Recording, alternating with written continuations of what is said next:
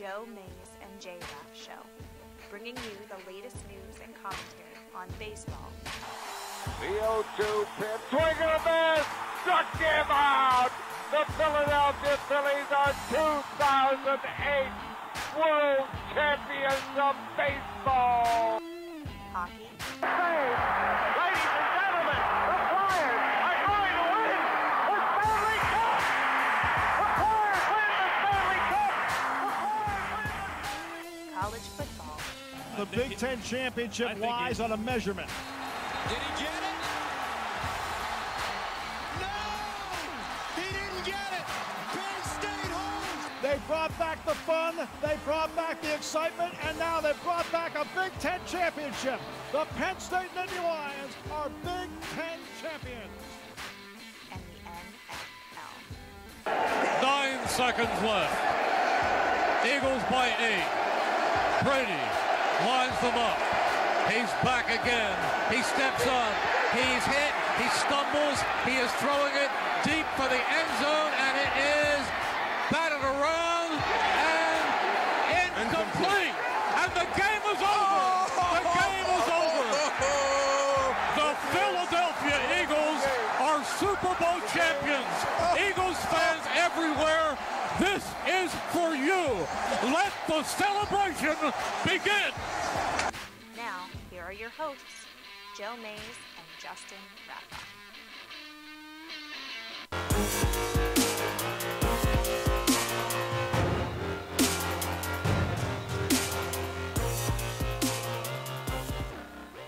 All right, so this is our first time back in a while, and obviously I don't have my cameras even set up right yet.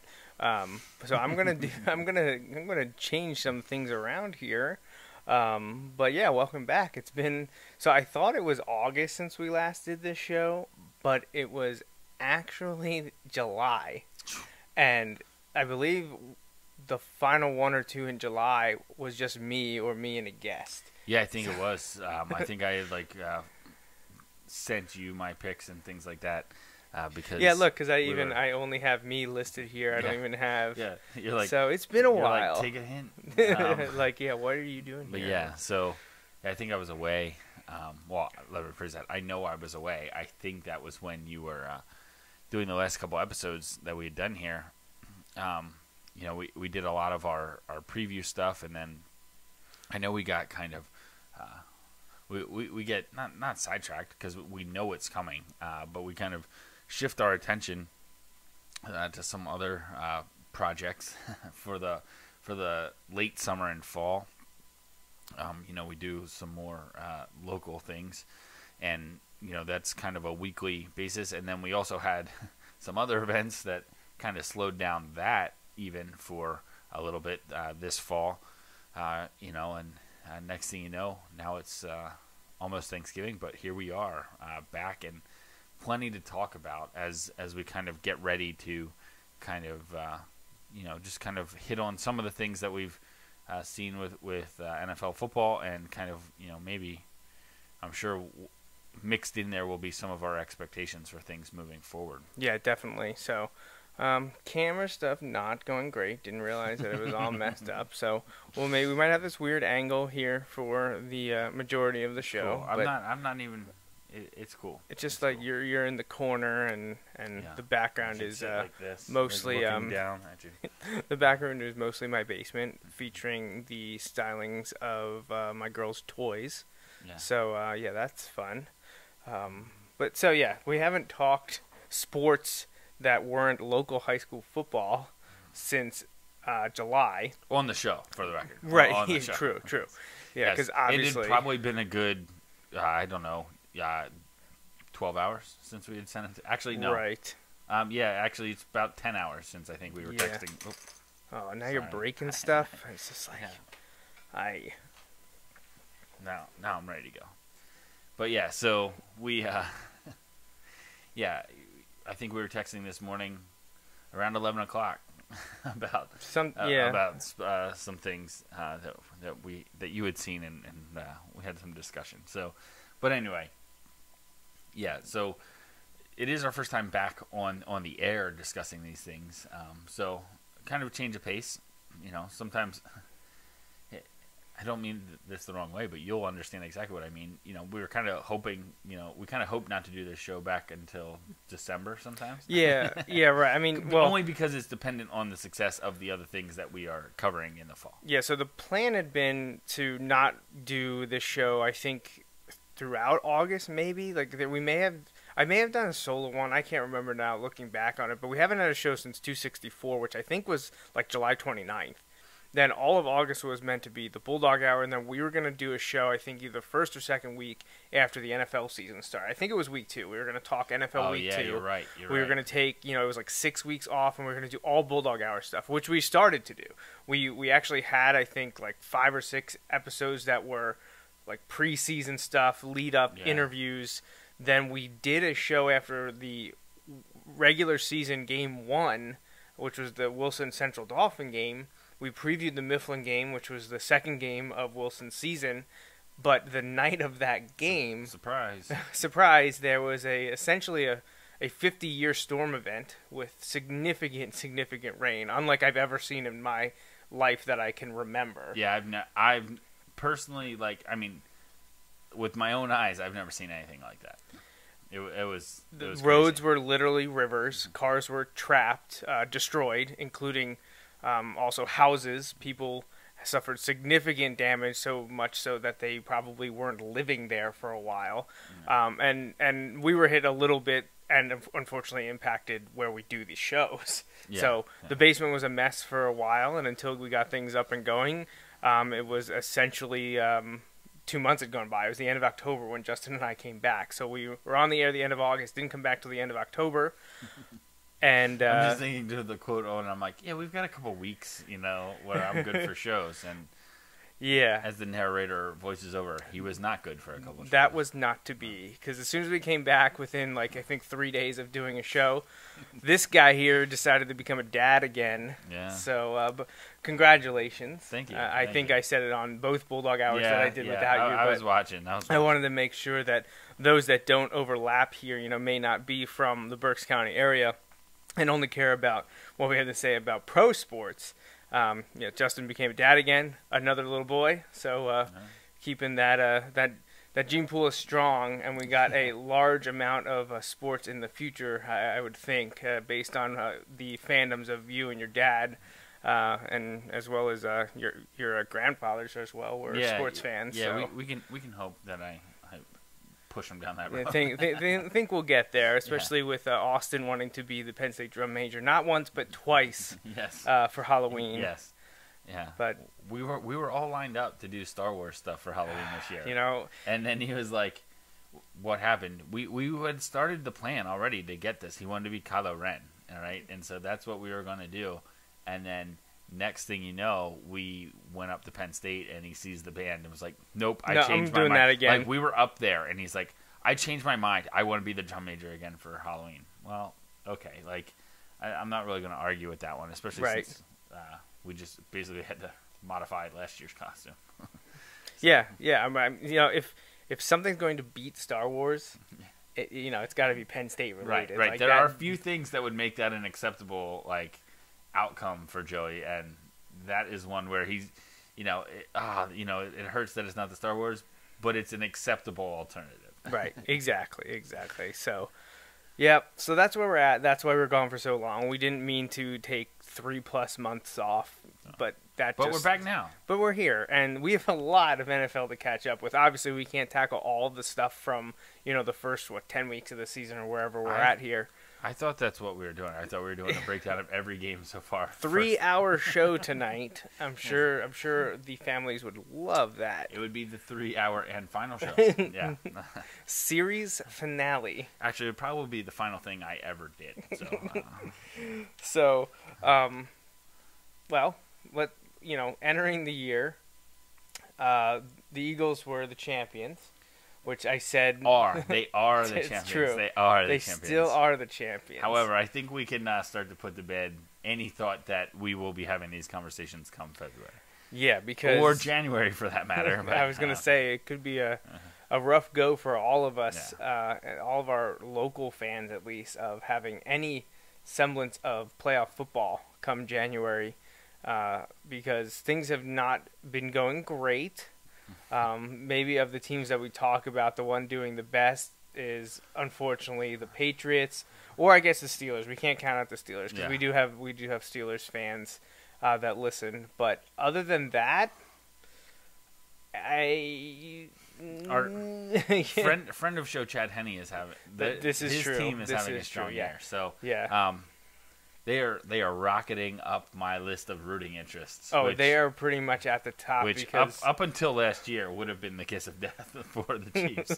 So we got that monkey off your back, right, so maybe we can go exactly. 2 for 2 here. Yeah, so I'm sure we'll get into some stuff about the Eagles, but it is not looking good. Yeah, well, we're just going to go in the order that Google NFL standings here Perfect. have it. Yep. So we'll start with the AFC East, which is pretty much exactly as we predicted, I think. Yeah. We had New England winning, which I think 99.9% of everyone out there that was making, true picks and not being completely out there have New England winning the division. Yeah. And despite a rocky start when they went 1-2, and then are coming off a loss now, they have a bye this week, but they lost to the Titans last week. They're 7-3, and they don't look like world beaters like they have in other years, but they're still solid Group A in the AFC. Yeah. So they're right there at the top. Now, Miami started strong, 3-0. They've dropped 5 of their last 7 to sit at 500. They're on a bye this week as well. They're playing well at home, 4-1. They can't win on the road, which is a problem because you play half your games on the road. I don't expect them to make the playoffs. Unfortunately, they're going to be where Justin and I say all the time is the worst place to be. Is they're going to be 7-9 to 9-7. They're gonna cling to that number 16 draft pick probably, and not good enough to keep everyone around, not bad enough to get rid of everyone. So just that mediocrity, which is the worst place to be. Okay, but I have a huge question for you. Who is the Dolphins quarterback next year?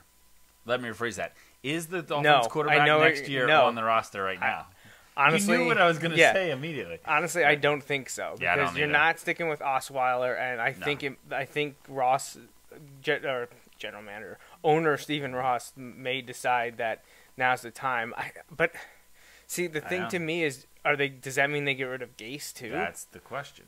See, and that's where I think the record this year comes into play bigger. I think if they fall off and don't finish with 8 or more wins, I think Gase may be gone as well.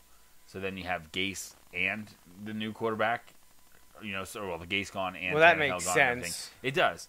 I feel like if you win 8 games with Brock Osweiler and the shell of Ryan Tannehill when he's there, when he's not in as quarterback, I feel like you've kind of deserved the next shot. Now, some people would say, yeah, he's had it though long enough, but I understand, and it's not like they're an offensive juggernaut. And that was supposed to be Gase's thing, but we both would agree it's not the ideal situation there. I don't know. I don't know what the quick fix is. I don't think the quarterback of the future is on that team right now, and that's the problem. And it's hard to. I think we're going to spend some time, and I was actually texting someone about this about the Eagles earlier. Like, okay, so the Eagles are 4-6, but Dolphins are 5-5, and like you said. While they're technically in it and all these things, it's a tough road to actually get where they would really want to be. You need to figure out what I was saying for the Eagles was they need to figure out, like, for players, like, are you part of the future or not here moving forward?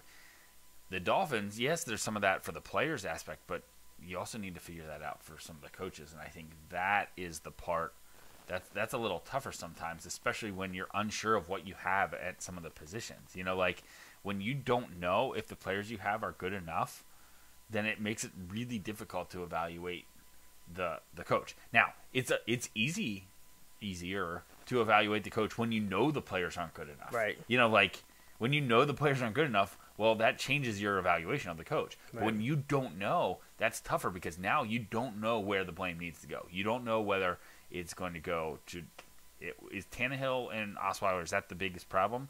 Or is that a problem because the coach hasn't developed them enough? Or is it the coach hasn't developed them enough and they're not good enough? So I think it's a combination of things here. I think the overall record is going to be the key to whether Gase comes back or not, surprise. Like, if you break that down, like, I'm essentially saying if they win enough, he'll be back, obviously. But I think they need to get to 8 wins for Gase to be back. I know that's kind of crazy, 7-9, you know, but I think 7-9 is a step back for the Dolphins. I don't remember what their record was last year, but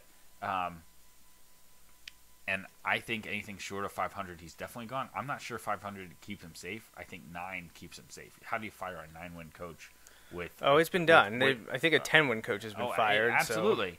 absolutely. But I just think Jerry Jones fired Jimmy Johnson and Tom Landry. Yeah. So I think 9 wins.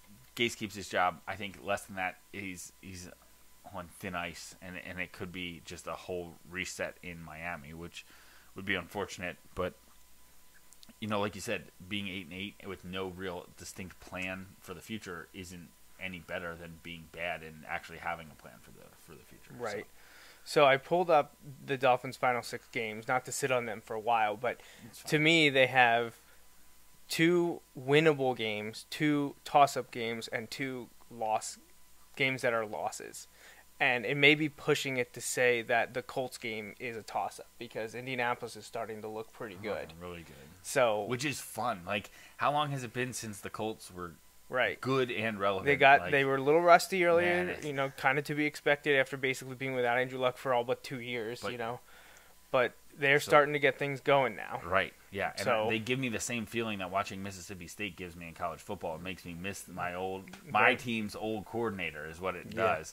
And watching Frank Reich call plays for Indianapolis right now is a lot of fun to watch. Did you see the Ebron special today? Yeah, he overthrew it. But did you see Luck dive for that ball? And all I can think is, man, to protect that shoulder. Hey, he's a football player, man. He's a winner. He wants to. Did you see him doing the TY celebration at one point? I did my gosh, it was great. It was great. How about, so we well versed in the Philly special. We got to see the Ebron special today, which is essentially the Philly special going the other way. I know where you're going. And then yesterday we had Rutgers run basically a East Brunswick special. It was the Rutgers special against Penn State. Thankfully, the guy all I can say is dropped it. He was wide open. The quarterback. Thank God he dropped it, because if he catches that, I think it's 13-7 at that point. Yeah, it would have been. And who knows how that game goes from there. So let's not talk about that. That's just sad what's happening there. It was another pathetic win. They better get another pathetic win this week too, and then hope that they can pull out. I hope they get a pathetic win this week. Right. A win is a win, whether it's pathetic or great. I'll take the win. They just. Man, where we are right now, there are no style points. It doesn't matter. We just need wins. So basically, toss up against the Colts, but I'd still favor the Colts. The Bills are such an enigma. I have no idea what to think, but you got to win that game. You might beat them by 40 or lose by 40. Right. Well, maybe they'll beat them like 40-14 at home, but then they'll lose in a game that maybe could give them a playoff spot. Right. Miami will go to Buffalo and get blown out. They'll be 8-7 going in there with a chance to win. Or worse, they'll be 9-6 with a chance. Oh my gosh. Yeah, they beat the Colts, beat the Bills, then beat New England in Miami because that just tends to happen. Right. Then they'll lose to the Vikings, they'll lose to the Jags, and have a chance to go to the playoffs just having to beat the lowly Bills, who probably haven't lost or haven't won a game since. And then Buffalo beat them like 40-14. Yeah, Josh Allen will run for 220 yards, throw for 70. Right. Yeah. So enough about my Dolphins. And we mentioned the Bills and Jets have just been up and down, dude, really inconsistent. And if you take Sam Darnold's first game away. Who does not look good. Talk about Jets. There's a guy. We were talking Dolphins. I don't know what happens with Gase. Todd Bowles is gone. The only reason he's not fired is because they don't have anyone to put in as head coach, because all the coordinators are going to be gone too. All right. So out west, Justin mentioned a little bit because of Chad Henne, but and it got a little interesting today. Because the Chargers lost. The Chargers lost on a last-second field goal to the Broncos. Wow. Yeah. So the guy actually made it twice because they called the timeout. Wow, I missed that. I thought the Chargers won. No, yeah, the Broncos went down the field and kicked a 29-yarder or whatever. Yeah. Wow. Kudos to the Broncos, man. And I'll tell you, Von Miller, they talked about it a bunch. He has Phillip Rivers' number. He has sacked Phillip Rivers more than any other defender that Rivers has ever gone against. So much for getting Joey Bosa back. And he also had a pick against him today. And then the Raiders won on a last-second field goal too. I missed both of those. They ended within like 30 seconds of each other, and I missed our picks on both of them because of last-second field goals. As did I. I took Yeah. the Chargers and the Cardinals. I'd only missed 2 other games, and then it doubled to 4 in a matter of 2 minutes. That's the way the So cookie it crumbles. goes. Yeah, so it goes. Well, the Chiefs are, two game lead with 6 to go. Obviously, we've seen worse things happen for teams, and they've got a tough one Monday night against the Rams, Game which is of the year, man. game of the century of the year. Right, that's the way the hyperbole works. That's right. But it is. It's a huge, huge game. You Chiefs see, Rams tomorrow night. they put together, quote unquote, the all-star officiating crew. For this, I did. for that I game. did. Hey, you know what? Own it, NFL. I'm glad. That's what they should do. Don't shy away It's from the it. biggest game of the season, and that's not hyperbole. It is literally the biggest game of the season to date. I think if you look, the last time teams with this good of a record met up on Monday Night Football, it has been a long, long time. It should be a ratings bonanza. Yeah, so. But I think we're gonna stay the course here. I don't think there's gonna be much more and the jostling, Chiefs- despite the Chargers' loss today. I Yeah. think Chiefs win that division. Chargers are a really strong 5 seed. They are, and the Broncos are good enough that their coach isn't going to get fired during the season, but he's not going to survive the postseason. I don't think he's gone. He was almost gone last year. I think he's gone After this year. 1 year, that's Yeah. weird. But But the Raiders, man, talk about a win that could come back to haunt them. right? Are they still on track to take the I first thi- pick I- though? Because the Giants also won today, They did, yeah, but they beat the Cardinals, and now the Cardinals have that tiebreaker with them. yeah. But the Cardinals aren't going to take a quarterback. So That's true. That's true. are the Raiders though? I They're don't going to know. unload They Derek kept Carr. showing it was really weird that Derek Carr would go over and he and Gruden would be yelling at each other, and then like the next time they'd be like all joking around, and then the next time they'd be yelling at each other. That's Surprise. showbiz, baby. Yeah. So AFC North, I think also kind of playing out the way we thought it would. I mean, Yeah. we said Ravens, Bengals, Browns, nothing special. We thought the Browns would be better. They are. They've won 3 games this year. Right. And they are certainly better than they Oh, have been. You know, absolutely, they won 1 absolutely. game over the last 2 years. They've won 3 this year. They've tied another one. Yeah, it's definitely a huge step up for the Browns. And It'll just- be interesting to see how. It Just kinda wait till continues. Condoleezza Rice Oh is my walking gosh, the yeah, sidelines yeah. next year. Oh man, You never know what to expect there. You want to talk about making it a show? Man, if I wanted to, I could make so many jokes, but we don't get into politics on this No, show. no, so I know. They're all am sitting there. Not gonna loft any No. of this. I mean, they're all out there on Twitter and social media. And But it's one of those things where, yeah. talk about the most bizarre notification I have ever gotten on my phone. And from some of the texts that we send to each other, some of the Right. pictures and gifs Right. that we send back and forth, there's sometimes you look at your phone and just shake your head. And I got this notification. I couldn't take my eyes away from it. And I was like, I have to text Justin right now. Yeah, let's just put this. Someone we were talking before the show. Someone mentioned that her name has been floated around for athletic director jobs a lot. She was on Which the would college make playoff sense. committee. Absolutely. And I'm not saying that she wouldn't necessarily even be good for like a Front front office office, job. right, Exactly. exactly. She'd probably be an excellent person for like Jerry Jones to bring in and take a step back. Not going to happen. But like, you know, like she would probably be great at a football operations thing. Hiring someone who has 0 coaching experience Zero. at any level to just be your NFL head coach just because like they have good organizational and management skills, I think that would be a stretch. I think that would be a stretch. Listen, if the Browns want to bring her in, make her, well, they have Dorsey, but like make her your head of football operations. Right. Like That it was just so bizarre. I Right. just didn't. I had to do a double take Yeah. and just see, am I reading this correctly? Because, like you Hey. said, there's so many other sports-related jobs that make total sense for her to it's be just, in. in my head, I can just picture how it goes, though, because this is how it goes with every Browns coach, that regardless of what they put out there for her to actually use as a coach, they would fire her in a year or 2 anyway, and they'd be back with their, like, 45th quarterback over the last 10 years or something. How about the Steelers, though?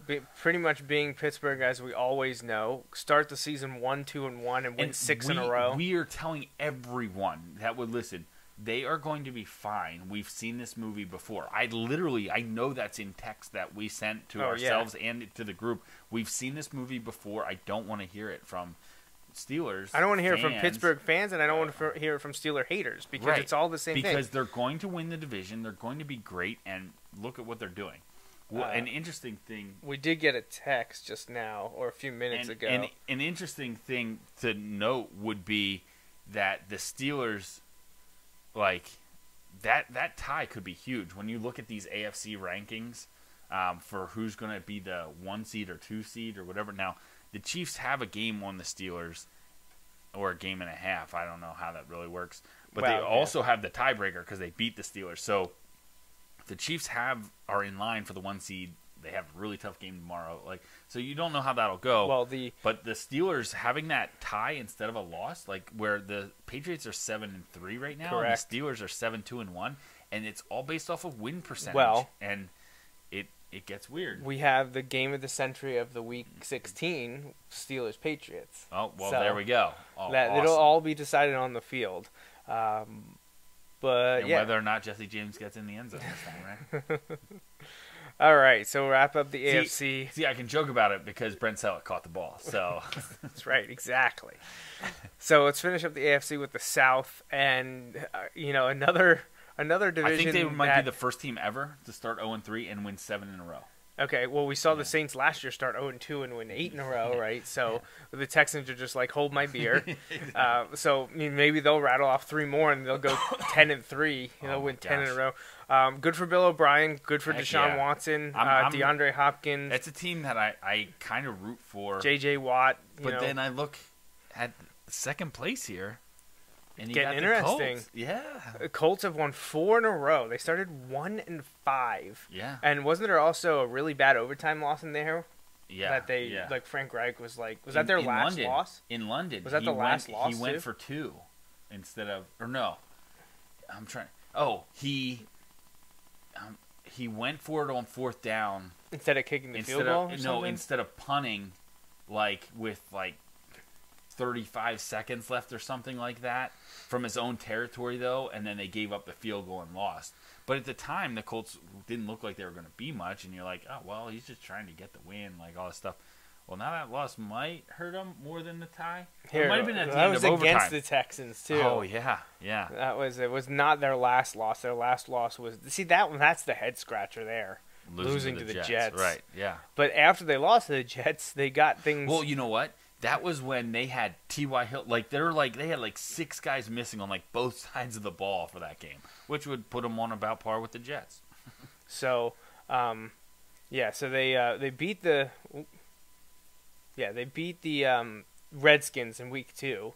Yeah. But then lost Which to is a the good Eagles, win, lost which is to a the bad Texans, lost to the Patriots, lost to the Jets, and all of a sudden they beat the Bills, they beat the Raiders, they beat the Jags, they beat the Titans, Right. and So here you we see, are. Those wins probably got increasing impressiveness too. Right. Each week you're like, where's it going to go? Well, next week they play the Dolphins, so Yeah, that's a win.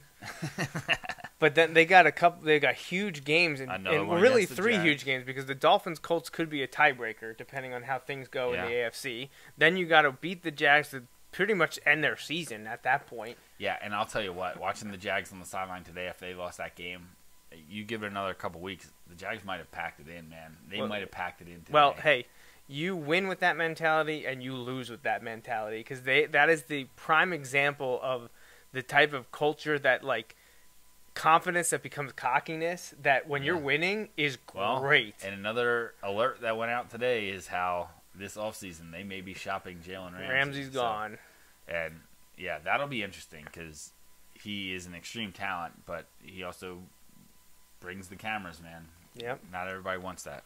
So Colts-Texans here in Week 14 on December 9th. That's a huge game. I wonder if that has the potential to get flexed to a Sunday night game. Potentially. If I don't know what the Indianapolis- other schedule If Indy looks would like on win that the day. next 2 weeks Right. to go to 7-5, and you got the Texans at 8-4 or 9-3, absolutely, that could be a huge, huge game. So keep an eye on Indianapolis, which Justin, I could both be wrong about them. Yeah, we were both wrong because I didn't buy into Andrew Luck like ever looking like he used to, and he certainly does. He certainly does. Man, that bomb he had to T.Y. Hilton today was Thank awesome. you, That was T.Y. Awesome. Looking good.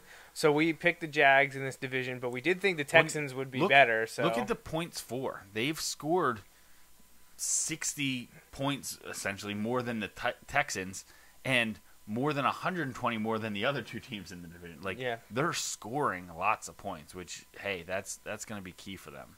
All right, in the NFC, let's rip the Band-Aid off quickly. NFC we'll East, just do it. Weird division. Honestly, any team could still win it. We got the Giants coming alive now with a 2-game winning streak. Dallas has won 2 in a row after their sneak out of Atlanta with the victory against the Falcons today, who are struggling. I'm sure we'll talk about them shortly. Yeah. The Redskins lose today.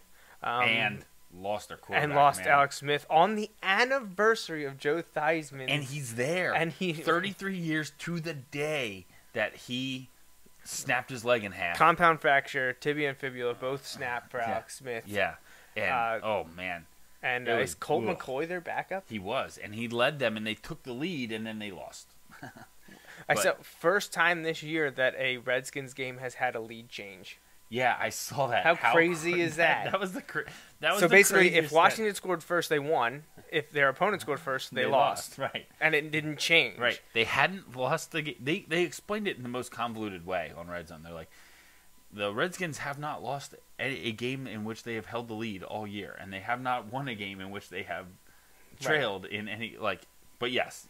Essentially, who scored first? Right. Whichever team scored first won the game, whether it was Washington or the opponent. Yeah. And today it didn't happen because there was a lead change. Right. So, and multiple lead changes, and then, But with their loss and the Cowboys win, Dallas is only 1 game back. Eagles remain only 2 back despite losing 2 in a row to NFC teams. Right. One of them, your hated rivals. And then the Giants win 2 in a row now, climb to 3 and 7. Saquon turned some heads today. Not that he hasn't been putting up good things, but he had 150-some total yards and 3 total touchdowns today, including 140 rushing yards. Good for him. Yeah. I love seeing him do well while the Giants are still bad.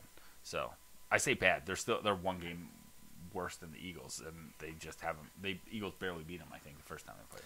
NFC West, we talked about the Rams a little bit, just have that huge matchup against the Chiefs tomorrow night on Monday Night Football. Coming off of, 2 weeks ago they got not exposed a little bit, but the Saints beat them. It's not exposed when you lose to a great team on the road. Like that, it's not really exposing, but the Rams rebounded last week.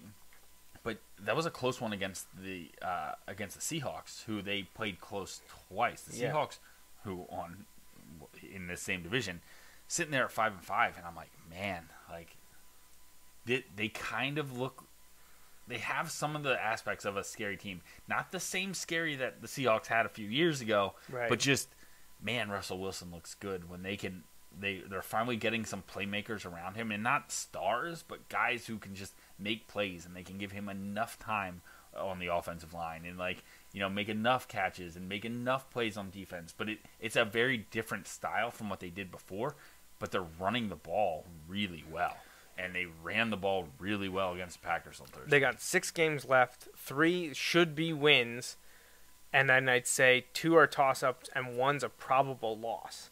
Yeah. So this team has the potential to, I think, get to 10-6. Yeah. If everything goes right. Now, they need to beat the Panthers in Carolina, a team that's probably going to be pretty upset with the way they lost to Detroit today. Yeah. Failing on the 2-point conversion. Yeah. You want to talk about another team that's kind of up and down, inconsistent. I don't know what to make of them.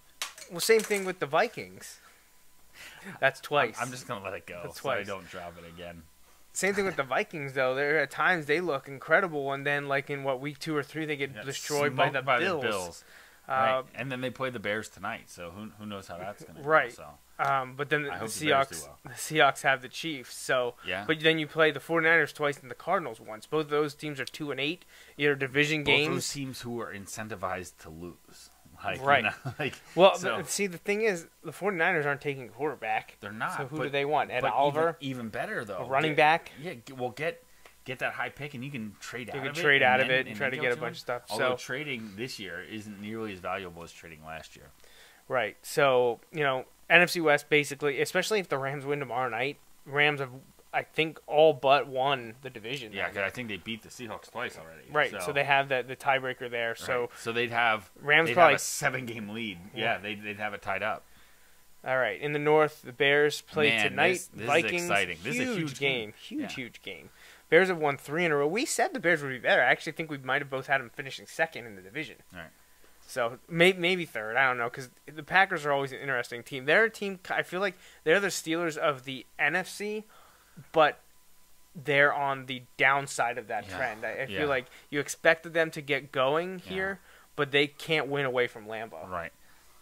I heard something tonight. I think the game is in Chicago, and the last Vikings quarterback to win their first game at the Bears was, I think, Tavares Jackson. I was going to say Randall Cunningham. Yeah. So, we see that game is live right now with the Bears holding a 3-0 lead and about halfway through the second quarter. I'll be honest, this is another one, and it has a different perspective as my team keeps dropping down the standings. Because there's this stretch in the middle where I start looking at, I want the good teams to win and the mediocre teams to lose. So, like, I've been rooting against the Seahawks even when they were playing the Rams, in a sense. Not rooting, but, like, last week, because thinking the Eagles are not shooting for a bye. The Eagles are shooting for a wild card. And in a wild card, the Seahawks are more of a threat than the 9-1, or at the time, 8-1 Rams. You know, so, like... Now, that's probably quickly becoming a non-factor. However, you know, when I look at this, it's interesting to kind of watch. I kind of like seeing the Bears. Like, it's fun to me to watch Khalil Mack and that defense play. You know, seeing Mitchell Trubisky make that progress under Nagy that he hadn't really shown last year. I mean, I know he at times flashed it, but... It's kind of interesting because that's one of those guys that, like, I honestly only saw him play in college a little bit because he played for North Carolina, and who was going to watch them? Like, not North Carolina like a couple years ago when they were like really good and relevant, right? There, you know, so it's just interesting to see how this has evolved into. Look, if you've got the skills, we have these young not revolutionary, but like these young, dynamic, offensive-minded coaches that we think can get the most out of these young quarterbacks. Well, how about the running back tandem of Jordan Howard and Tariq Cohen? Yeah. Oh, that helps. And then there's the new flavor monster of the Midway, and anytime you can feature a former Penn State defender in that group, and Adrian Amos, you know, I'm all about it. You add Allen Robinson in the offseason at wideout, like, man, the Jags could use him. But Jags could use a lot. Jags are going to jag, man. Yeah. So, NFC South, this one we definitely swung and a miss on because I think I discounted the Saints for sure. You had the Falcons winning. I had the Panthers winning. But, man, New Orleans, after looking bad in Week 1, losing to the Bucs, which thankfully knocked me out of the survivor pool in Week 1. Congratulations, Drew Brees. That's the accomplishment I'll remember forever for this season. Is having faith that you could beat the Bucs in Week 1 and not do it, but then you'd win your next 9 games, and in dominant fashion. After almost losing to the Browns in Week 2. Right. Everyone was like, "What's wrong with the Saints?" Well, nothing. Apparently, nothing is wrong with the Saints. They're perfect on the road, which is not something you usually say about a New Orleans team. That's what made the Week 1 loss even worse. Is that they lost at home. Right. But, you know, they've scored 378 points, which I believe it leads the league. There was 335. Oh, my God. Chiefs, 353. So I'm guessing the Rams 335. Yeah. Yes, they were. Yeah. So, Rams, Chiefs, and Saints, scoring a lot, all have 1 loss. Right. So. Yeah, surprise. Scoring lots of points helps. Yeah, it does. It does seem to help. But, man, the Saints, they've got it going. It wasn't great today. Oh, and they got their. I don't want to say. How do I say this? Now they have their running back tandem back. Yes. Ingram missed the first 4 weeks, and now after taking about a month to get things going, kept giving him the ball today when I needed Kamara to have the ball. If my Eagles are going to get their butts kicked, at least give it to the guy that you have on the fantasy roster. But he redeemed himself with that 4th and 7 pass when they were up 31 where he catches like a 40-yard touchdown pass. That kind of helped. But, yeah, the Saints are looking really good. Oh, and they have the inside track to, if they can keep winning. Right. Now, they have a much tougher road than the Rams to the end of the season. But if they can finish equal to the Rams in terms of losses, they have the upper edge because they beat them head-to-head. So, man, playoff football in New Orleans can be fun. Hey, but how about this schedule? You just mentioned it. They got the Falcons on a short week. Now, they get them at home, but it is the Thanksgiving night game, Falcons at Saints. Yeah, that's tough because it's a short week. At this point, I feel like the Falcons are so overrated. Like, I picked the Cowboys today, and I was surprised the Cowboys didn't win by more. And I don't mean that because I think the Cowboys are great. They're playing well right now. But I think the Falcons got a lot of people to buy in when they went on that winning streak after they started off really poorly. And then they won a few in a row. But I still am I feel like they're the same old Falcons. They've got some offensive weapons that show up sometimes, including Matt Ryan. And then they've got, like, not a great defense. And I think in New Orleans, I think the Saints are going to destroy. I think that has the potential to be a lot like the Eagles game today. Because I don't think the Falcons are any better than the Eagles. They've got better offensive weapons, so maybe the Falcons will score more than 7. My dad wants I think they double them up. What was the score of the Eagles game today? It ended up 48-7, I think. 48-7. Yeah, 48-7. Oh boy! Yeah. Wow. Yeah, well, that was to the point too. I'm like, get Wentz out of there. Like, nothing. I understand you want to hit on some, you want to work on some stuff.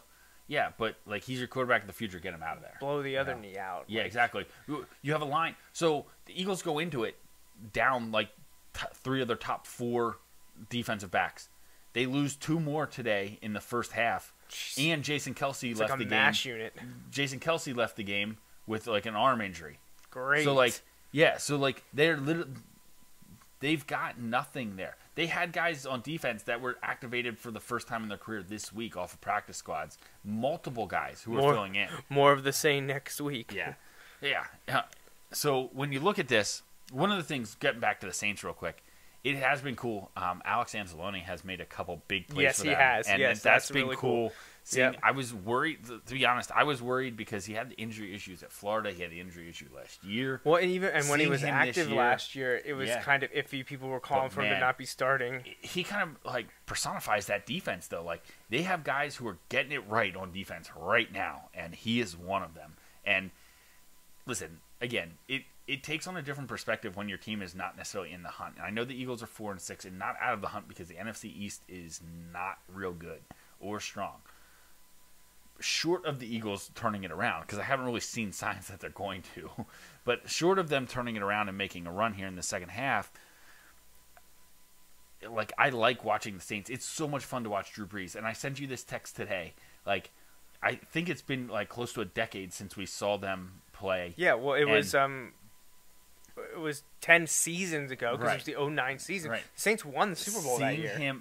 Seeing him dissect apart, and it wasn't that the Eagles playing bad defense, but I used the analogy ever since we saw that game because people like question Drew Brees' arm strength. 10 years ago, they were questioning his arm strength, but I was like, if you hold up an index card or a playing card 40 yards away, Drew Brees could knock it out of your hand without hitting your hand. Like, it was unbelievable to see a guy like that throw the football like that. It was just, I'd never seen anything like it in my life.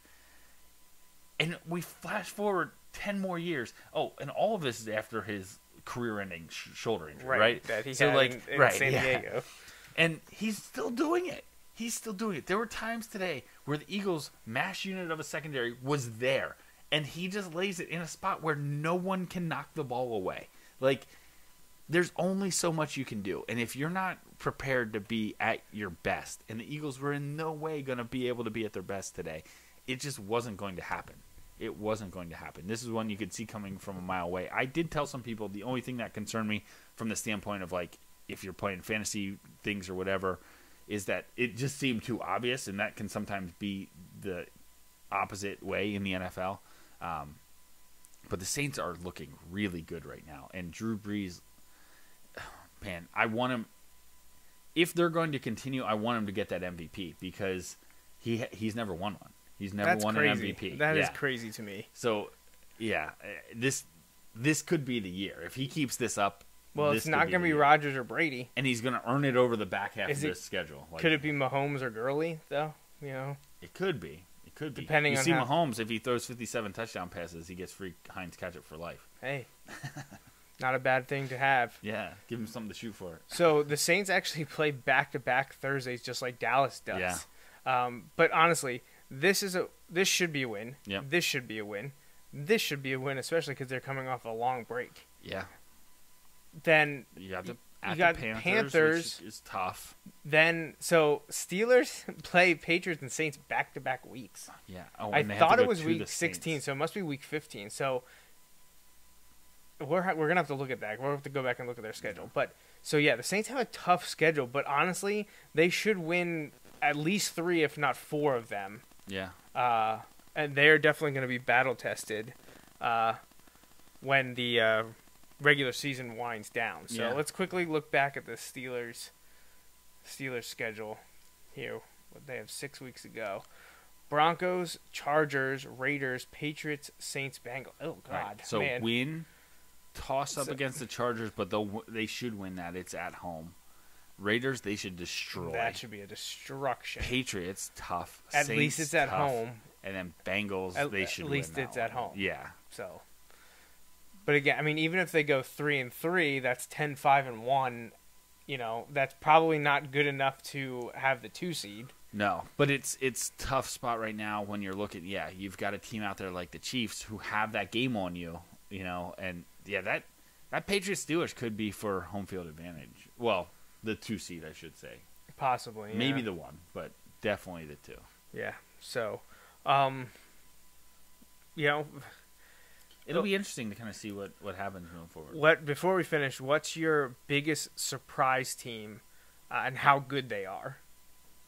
And how good they are, I'd probably have to say the Saints. That's mine too, because I thought they were at best a 500 team this year. I thought the Chiefs were going to take a step back. No, I had the Chiefs winning. I feel like the Chiefs' defense is about what I expected, and Patrick Mahomes is. And I was on board with Patrick Mahomes. Like I like Patrick Mahomes. I didn't have any idea. I'd be lying if I told you I had any idea it was going to be anything like what it is right now. Biggest shock as to how bad they are. How bad they are? You gotta think it's Jaguars or Raiders. I would say the Jaguars. I know some people would probably be like, well, your Eagles aren't very good. Yeah, but like the Eagles have lost some really close games that they should. The Jaguars are bad. And I don't think, like, I could look at the Eagles. I know they're 4-6 and they've shown no signs of it. I could make an argument for, in the right situation, the Eagles not winning out, but making a push in the second half. I'm telling you, I think the Jags quit after the game today. You look at how dejected they were, and it was a heartbreaking loss for them, and I get that. Well, weren't they up 16-0 in the fourth quarter? They were up 16-0 in the fourth quarter. They gave up 2 touchdowns over the last, or they gave up 2 scores over the last 2.5 minutes of the game. Right. So, yeah, I agree. Saints are my biggest surprise as to how good they are. Then, and the Jags. I know they would have been at the back end because they lost in the AFC Championship game, but like last year was the quarterback class. Like everybody talked about it. Last year was the quarterback class, and they decided not to make a move. Yeah. So now they're going to have to make a move this year. Because Blake Bortles is not the guy. Shocked how bad the Raiders got so quickly. From 2 years ago, weren't they like 14-2 or 12-4 or something like that? They literally traded away all their good players. Not all their good players. They traded away all their best players. And for draft picks. And I get it, but the conventional wisdom is that you hit on 50% of your first round picks. Right. And actually, that's a misconception. The conventional wisdom is that first half of the first round picks are worthy of a first round pick. Right. It would be very interesting to break down by team how often teams hit. Because I'm sure there are teams that hit closer to 75%, and there are teams that hit closer to 25%. So yeah. And if I'm looking at, based on the decisions that John Gruden has been making, are you going to tell me that you're going to give them better than a 50-50 chance to hit on first-round picks right now? Not at all. No. Like, I just... No. It'll be interesting to see. And, I mean, they only owe him like $90 million more, so he's there for the long haul. Is that it? No. So. Oh, well, so that's our little walk down 11 weeks of NFL action. Yeah. Probably the biggest thing we didn't really mention was injury to Jimmy Garoppolo, which was killer for the 49ers, who I don't think we're going to make the playoffs this year, but we're going to be better than 2-8. Yeah, and that was the whole expectation of seeing like Jimmy Garoppolo and the Niners, who were on the rise against Saquon and the Giants. Now I know they made the schedule before the Giants had Saquon, but like you had that expectation, and that did not happen. So hopefully he heals up and comes back, and the 49ers can do something with an early draft pick, maybe give him some help. Yeah. And we'll see what happens there. We will not be having a show next week. We'll be away Thanksgiving weekend, but we will be back the following week, which is probably, December 2nd? Yeah, I think. Like so we'll be back in 2 weeks to talk a little bit more, and then we'll be back 2 weeks after that to talk again.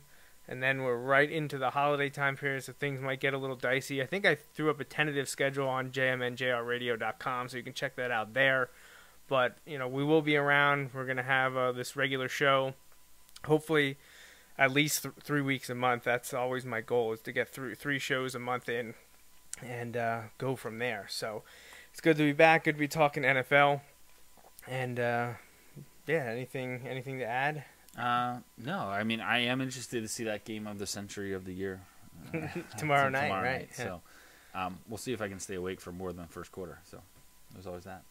Yeah, well, we obviously missed a lot of birthdays and anniversaries and whatnot over the last 3+ months, so we're sorry we missed you, and I have not prepared them at this point, so I'm sorry that we're going to miss a few more of you. We'll have to give one of those kind of like what ESPN does on Christmas Eve when they run like they end SportsCenter and they run like 15 minutes of just like the thank yous and acknowledgments to basically everyone for the year that works on the campus or whatever. Right. We'll just do that. So it sounds like a you can plan. look for that. Yeah, we can do that. So, all right. Well, I think that's it. So thanks for tuning in. We'll be back again in 2 weeks. So for Justin Raffoff, I'm Joe Mays. Thanks for tuning in to this episode of the Joe Mays and J-Raff Show. Thanks for listening to the Joe Mays and J-Raff Show. Tune in every Sunday for the latest sports discussions from Joe and Justin. Each episode is available live On Facebook Live. and can be downloaded or streamed on iTunes and SoundCloud. You can interact with Joe and Justin on Facebook and Twitter, and stay up to date with the guys at joemaysandjraff.com. The Joe Mays and J-Raff Show is part of the JMNJR Radio Network. For more info, visit jmnjrradio.com.